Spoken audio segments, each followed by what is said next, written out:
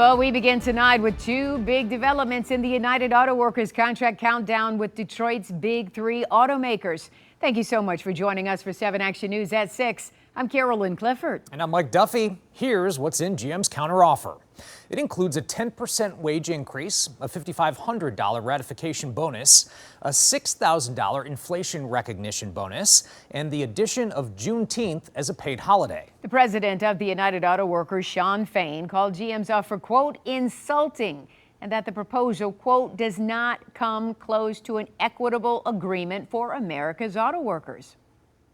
Give us something back. We've done good by the corporation through all the years that we've been up under the GM umbrella. So we're just asking for our fair share. Now, Stellantis says they plan to make their counteroffer by the end of the week. 7 Action News reporter Sarah Michaels was at the practice picket at the Stellantis Trenton Engine Plant today. She has a look at what union members at their plant are pushing for specifically. Exactly 1 week from today is the strike deadline, and as you can see, today in Trenton, Stellantis workers are making sure that their voices are heard.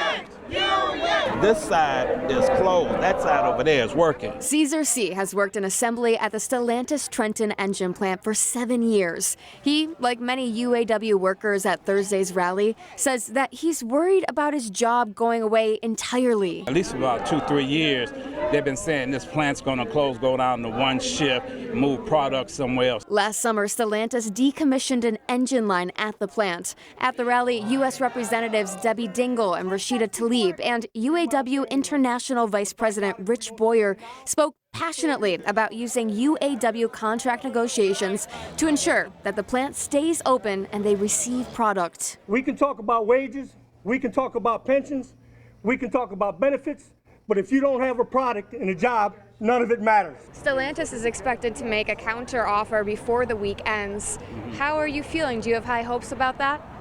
No, not from what I hear from GM and Ford Motors. In the past week, both Ford and GM have made contract offers of a 9% and 10% wage hike, much less than the 46% wage hike being sought by the union. A hike that Caesar, who has multiple kids and grandchildren relying on him, says is needed. As far as what the companies are making in profit records, I believe it's fair that they should share some of that with us. Union members have been outspoken about their disappointment in how close to the strike deadline counter offers from the big three are coming. If a strike occurs, the big three could lose billions, and 146,000 union workers like Caesar could be set back substantially.